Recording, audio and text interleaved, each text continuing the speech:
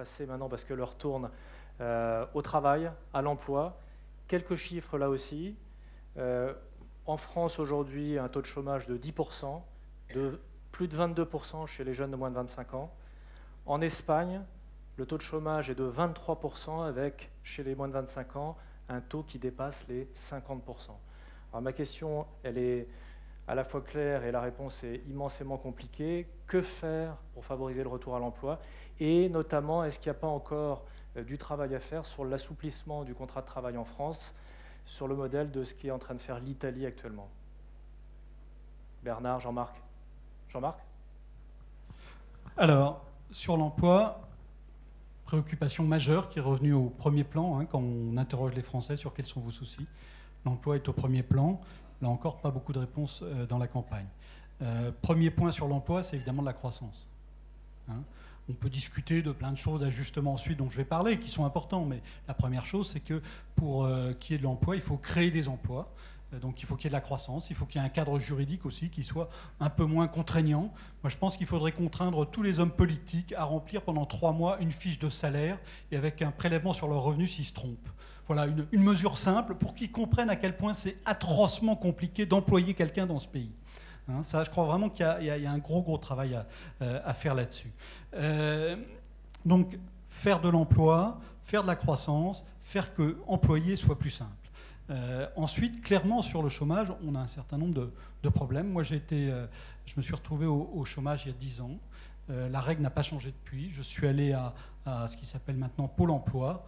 Et j'ai eu quelqu'un en face de moi qui donc m'a reçu 10 minutes, a fait quelques calculs et m'a dit, voilà, nous allons vous verser un montant qui correspondait à 75%, je crois, de mon salaire net antérieur. Donc c'était moins, mais ça faisait tout de même... Je vais vous verser cet argent pendant 700 jours. Pendant 700 jours, c'est-à-dire pratiquement 2 ans.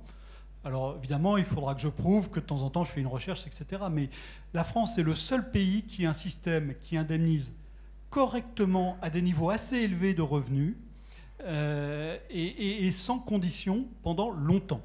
Donc ça, clairement, ça incite un certain nombre de gens à rester au chômage. Et d'ailleurs, on voit notamment chez les gens qui sont bien payés, qui se retrouvent au chômage, donc bien indemnisés, c'est jusqu'à 6 000 € avant qu'il y ait une baisse sensible. Donc, 6 000 € par mois. Donc, clairement, il y a de la marge. Et on voit que ces gens, ils retrouvent du boulot souvent entre le 650e et le 700e jour. Donc c'est clairement le fait que bientôt ça va baisser sérieusement enfin qui fait qu'ils retrouvent du boulot. Là clairement c'est l'un des lieux où il faut agir. Et puis évidemment il faut faire de la formation, mais de la formation sérieuse, pas comme ce qui est fait très souvent aujourd'hui. Il faut faire de la formation sur les moins favorisés, alors qu'aujourd'hui la formation profite surtout aux plus favorisés, ce qui a un rendement qui est beaucoup moins fort. Voilà, donc juste quelques pistes. Voilà. Je pense que, évidemment, le sujet de l'emploi est assez mal abordé dans le débat public parce qu'à mon avis, ces causes sont multiples. Et en général, dans les débats publics, on aime bien avoir un problème et une cause et donc une solution. Et alors que si on a un taux de chômage de masse depuis maintenant 20 ou 25 ans, c'est en réalité pour de multiples raisons.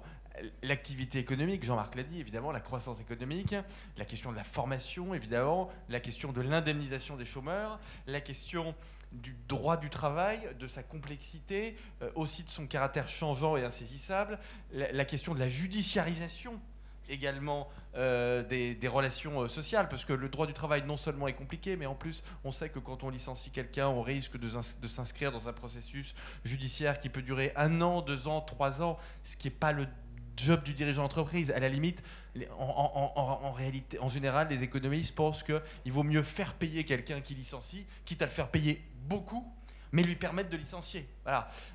Et puis, vous avez la question aussi du coût du travail, qui est un peu tabou, et qui nous ramène finalement au premier débat que l'on a posé sur le financement de la protection sociale. C'est-à-dire que le financement de la protection sociale, dans un système comme le nôtre, qui est un système d'assurance, ce qu'on appelle pompeusement un système bismarckien, ce financement repose en grande partie, en France pour moitié à peu près, sur le coût du travail. Et le coût du travail est aussi l'un des éléments du niveau de taux de chômage. Ça veut dire que si on veut essayer de s'attaquer vraiment à la question du chômage, il faut en effet s'attaquer à la question de la formation professionnelle, du coût du travail, c'est un peu ce qu'on appelle la TVA sociale, mais qui peut être une CSG sociale ou un impôt sur le revenu social d'ailleurs, c'est complètement secondaire, mais enfin qui porte sur en tout cas la question du coût de travail, la question de la formation, la question des relations sociales, parce que moi, si vous voulez, c'est un point que j'ai déjà défendu souvent, mais je pense qu'on ne peut pas réformer le droit du travail si on n'a pas des partenaires sociaux représentatifs. Moi, je suis pour une mesure stalinienne. Hein,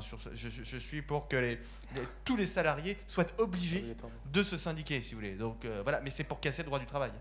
Je plaisante. Faire rire personne.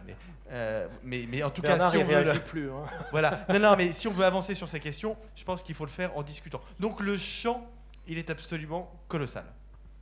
Bernard. Alors, bon... Content d'avoir un stalinien à côté de moi.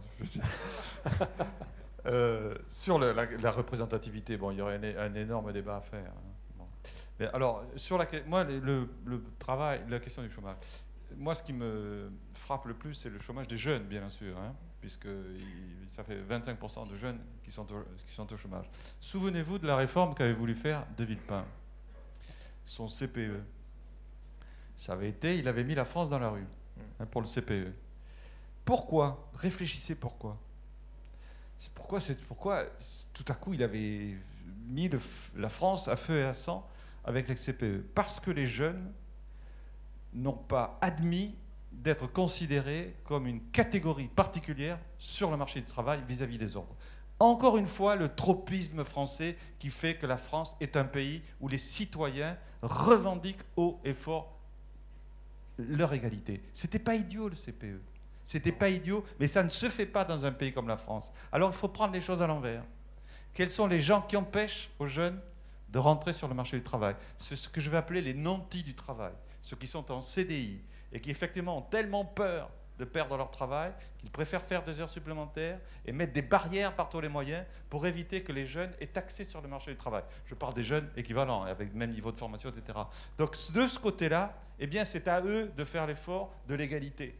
C'est-à-dire qu'il faut qu'ils aillent vers l'égalité, vers les jeunes, et arrêter que les jeunes subissent cette espèce de bizutage social qui fait qu'on les met dans des espèces de réservoirs et qu'ils ne peuvent arriver que tardivement sur le marché du travail, encore s'ils sont très qualifiés. Et puis la deuxième, je suis absolument contre les emplois jeunes, par exemple. Parce que, effectivement, les emplois jeunes ne débouchent pas sur ensuite un emploi véritable. Et si le jeune, pendant son emploi, n'a pas une formation extrêmement forte, eh bien, ça ne débouchera pas sur un emploi pérenne. Donc, de ce côté-là, encore une fois, il n'y a pas de miracle. Il n'y a absolument pas de miracle. Les gens qui sont qualifiés, qui ont un bon niveau de qualification, trouveront un travail. Je veux qu'ils le trouvent vite, avec un niveau de contrat qui soit similaire aux anciens qui, pour l'instant, les empêchent de rentrer sur le marché du travail. Mais pour les autres, je suis obligé, hélas, de faire ce qui ne s'est pas fait depuis 10 ans, ou 20 ans même. Moi, je veux bien qu'on mette les choses plus loin. Hein. C'est-à-dire que quand je vois que à peu près 15% des jeunes sortent du système éducatif sans avoir le minimum de base en français, sans savoir s'exprimer, sans savoir parler, c'est-à-dire sans savoir comprendre ce qu'on leur dit, parce que quand on va sur le marché du travail, il faut comprendre ce que disent les gens qui vous permettent d'entrer sur le marché du travail. Je me dis qu'il y a un problème colossal et qu'il faut refaire ce qui s'est passé en 1880, où tout à coup les Français se sont rendus compte, après avoir pris une raclée mémorable contre les Allemands, se sont rendus compte qu'ils étaient à la tête d'une nation d'analphabètes et que les Allemands, notamment, leur avaient flanqué cette raclée parce que leurs militaires, leurs soldats, etc., étaient un petit peu plus formés et que les Allemands rentraient dans une société industrielle dans laquelle on rentrait, nous, avec 20 ans de retard. Donc je pense qu'il faut là, de ce côté-là, je suis d'accord avec mon voisin, ce cher Nicolas, qui veut prendre les choses à bras-le-corps et dire, bon, on a un boulot formidable devant nous, mais il faut reprendre les choses au départ, quoi. C'est-à-dire qu'il ne faut plus que jamais un jeune ne sortent sans savoir parler, sans savoir compter, sans savoir, etc. Sinon, comment voulez-vous qu'on en veuille sur le marché du travail? Et on n'en voudra pas. Parce qu'effectivement, on préférera prendre un émigré qui se coûtera 2 fois moins cher, puisque lui aussi est un analphabète et ne sait pas parler. Alors, autant prendre quelqu'un qui me coûte 2 fois moins cher. Voilà donc le problème, et ça, c'est un problème d'égalité.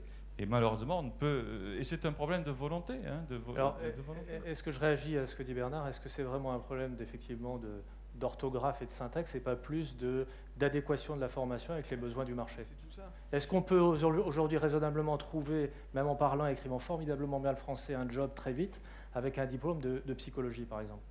Non mais moi je suis tout à fait prêt à mettre les pieds dans le plat. Hein. Le problème c'est que le fait d'avoir un diplôme de psychologie ne garantit pas le fait de savoir lire, écrire et parler. Oui. Diplôme de maths non plus. Hein. Bien sûr. Non, mais et Bernard, il a entièrement raison, Bernard. Il faut voir que l'économie a changé de nature. Jean-Marc Vittori a écrit un livre qui s'appelle L'effet sablier, que j'ai pompeusement, largement repompé pour écrire le mien, qui s'appelle Le chagrin des classes moyennes.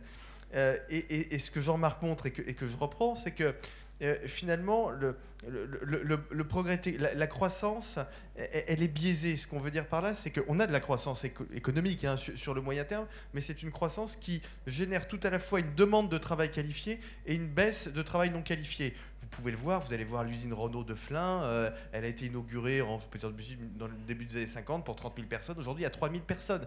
Renault a recréé des emplois au Technopole de Guyancourt, sauf que ce n'est pas les mêmes. Ce qui veut dire que dans les années 70 ou 80, on pouvait intégrer sur le marché du travail des gens qui ne savaient pas lire et écrire. Les ouvriers, souvent, ne savaient pas lire et écrire. Et les consignes de sécurité dans les usines automobiles, ce sont des dessins. D'accord ? Mais aujourd'hui, ces jobs ont été soit supprimés, remplacés par des machines, soit délocalisés. Et donc, la demande de travail aujourd'hui, c'est une demande de travail qualifié. C'est pour ça qu'en effet, je trouve qu'il y a un objectif politique formidable, extraordinaire, et qui, à mon avis, d'ailleurs, pourrait réconcilier, pour être un objectif national, ce serait de faire en sorte qu'on n'ait pas un Français qui soit analphabète. Voilà, ça, ce serait extraordinaire, et je pense que ça aurait un impact économique significatif, tangible.